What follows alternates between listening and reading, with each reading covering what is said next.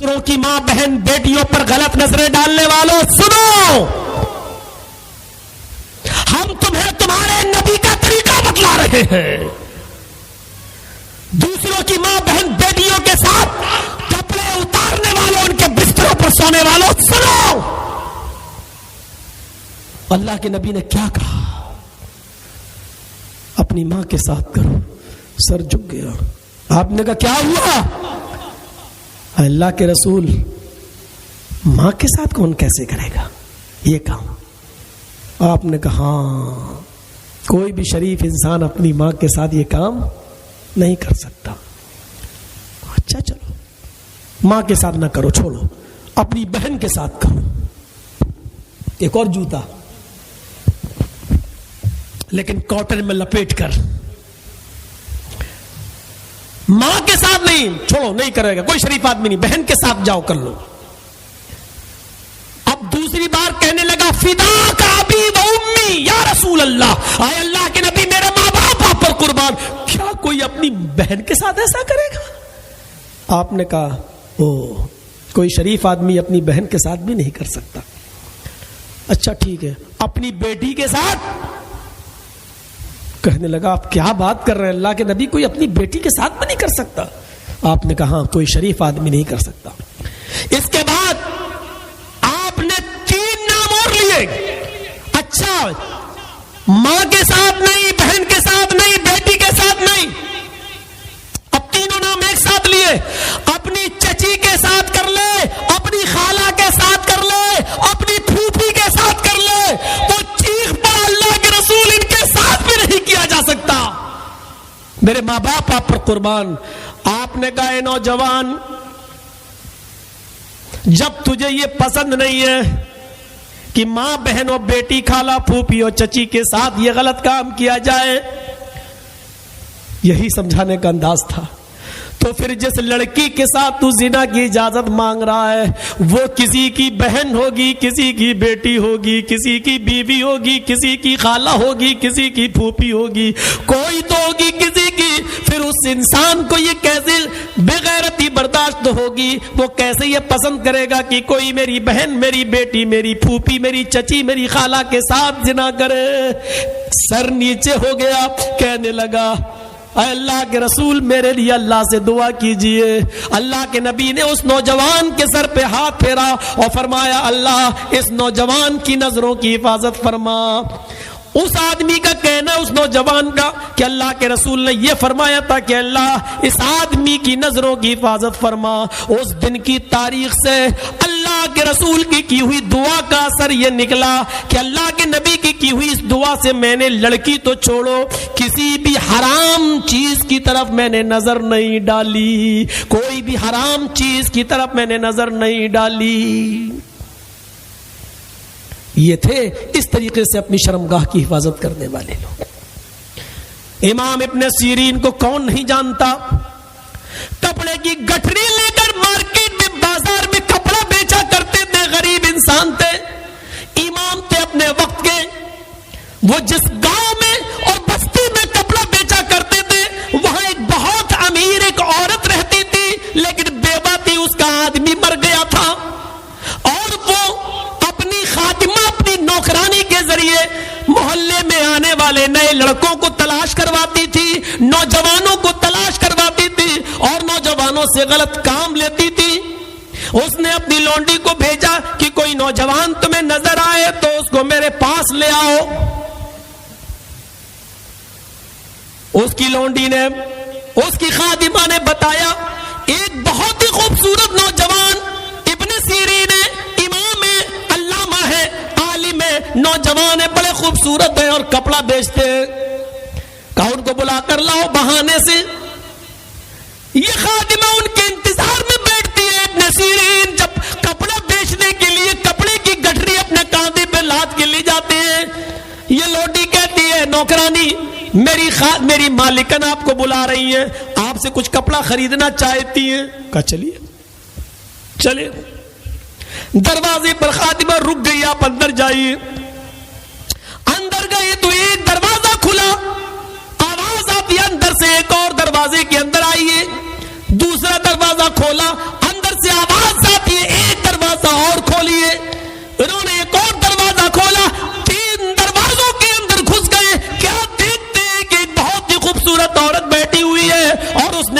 کپڑے پہن رکھے ہیں, اس نے بال کھول رکھے ہیں اور زیب و زینت کر رکھا ہے. امام ابن سیرین نے اپنی نگاہیں نیچے کی اور کپڑے کی گٹری کھول کے بیٹھ گئے. بہن تمہیں کون سا کپڑا چاہیے؟ اس نے ایک دو کپڑے دیکھنے کے بعد کہا چھوڑو, ادنو منی, میرے قریب آئیے. کہا کیا بات ہے؟ کہا مجھے کپڑا اپنا نہیں خریدنا ہے, آج مجھے آپ سے قربت حاصل کرنی ہے. آئیے اور میری شہوت کو پورا کیجئے, میری پیاس مٹائیے, میری پیاس بجھائیے. اس نے ان کو پکڑنا چاہا.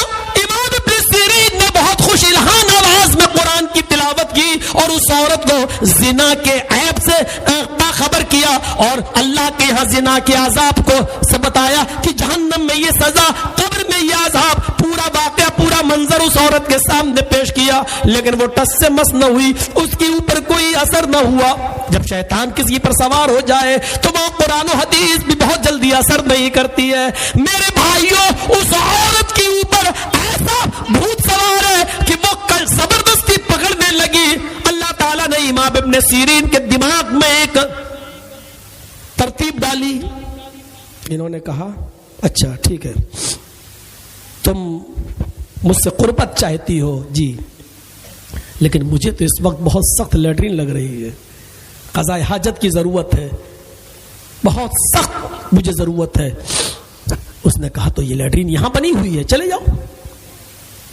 کہا ٹھیک ہے. کپڑے کی گٹری وہیں رکھی اور وہ لیٹرین کے اندر چلے گئے. لیٹرین تو لگ نہیں رہی تھی. اب وہ لیٹرین کے اندر سے راستہ دیکھنے لگے کہ یہ نالی کہاں جا رہی ہے. وہ نالی لیٹرین سے ہوتے ہوئے کچن میں اور باورچی خانے سے ہوتے ہوئے باہر کی طرف آئی. انہوں نے اس نالی کے پاس بیٹھ کر نالی کی کیچڑ کو, جو کھاپ ہوتی ہے کالی کالی, نالی کی کیچڑ کو اٹھا کر انہوں نے مل لیا اپنے کپڑوں پر, اور وہ نالی کی کیچڑ دوبارہ اٹھا کے مل لیا اپنے چہرے پر, داڑھی پر, اور ہاتھ پیر میں بھگو کے آئے. کہتے چلا اب آپ مل مجھ سے, میرے قریب آئے گی, میرے ساتھ سوئے گی, ادھر آ. وہ کہتی ہے یہ کیا, یہ کیا. انہوں نے جلدی سے کپڑے کی گٹری اٹھائی اور بھاگے وہاں سے. فخرج ہاربا, بھاگتے ہوئے نکلے اور جلدی سے دروازے کھولے اور باہر نکل گئے, اور نکلتے ہی سیدھے اپنے گھر پہ آئے. کنویں کو پانی نکالا, دھوئے. بیوی کہتی یہ کیا؟ پورا واقعہ سنایا اپنی بیوی کو. اس نے اللہ کا شکر کیا, اللہ کا شکر ہے کہ اس نے چڑیل سے تمہیں بچا لیا. زنا کا دروازہ قریب, خوبصورت عورت قریب, کپڑے بیچنے کی بھی ضرورت نہیں پڑتی. اتنا دے دیتی ان کو, اتنا دے دیتی کہ وہ زندگی بھر بیٹھ کر کھاتے, محنت ہی نہیں کرنا پڑتی, آج سے کپڑا بھی نہیں بیچنا پڑتا, لیکن محنت کی کمائی کرنا پسند ہے. خوبصورت عورت موجود ہے, یہ خود حسین و جمیل ہے, لیکن انہوں نے واضح نصیحت کی, ڈرایا, نہیں مانی, تو اپنے جسم پر انہوں نے کھاپ مل لی, کیچڑ مل لی, نالی کی گندگی کو اپنے کپڑوں پہ مل کے اپنے چہرے پہ مل لیا. اس عورت کو ان سے الرجی ہو گئی, ہٹ یہ کیا, اور بھاگے, کپڑا اٹھا کر چلے آئے سیدھے اپنے گھر اور اللہ کا شکر ادا کیا. میرے بھائیوں, آج کے اس دور میں ایسے نوجوان کہاں ملیں گے؟ بھاگیں گے تو پیسہ دے کے جاتے ہیں, تم بھاگنے کی بات کرتے ہیں. مولانا بھاگیں گے, بھاگنا تو چھوڑو, وہ تو پیسہ دے کر بھی جسم حاصل کرنے کے لیے تیار ہے. اور کون ہے؟ محمد اسلم, محمد اکرم. کون ہے؟ مسلمان.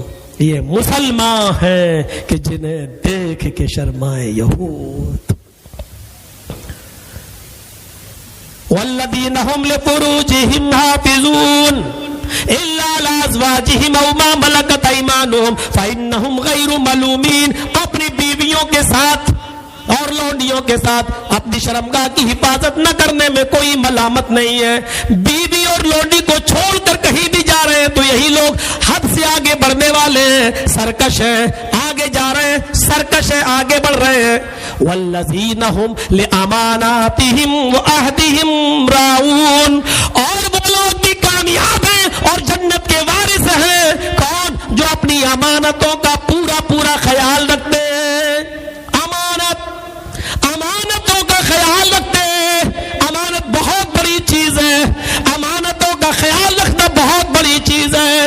کسی کی امانت ہو اس کو فوراً واپس کر دیا جائے,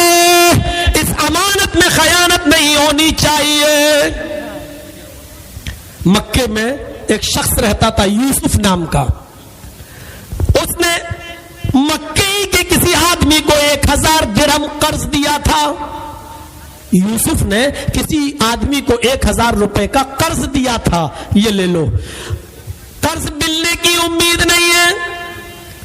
وہ آدمی غریب سے غریب ہوتا چلا گیا, قرض ملنے کی امید نہیں. جس آدمی نے قرض دیا تھا 1000 درہم, اس آدمی کو اس آدمی کی 1000 درہم کی کوئی چیز دوسرے آدمی سے وصول ہو گئی. ایک دوسرے آدمی کے پاس اس کی ایک چیز رکھی تھی 1000 درہم کی, وہ اس کو مل گئی. یہ آدمی اس چیز کو لے کے مکے کے عالم کے پاس گیا. سنو مسئلہ.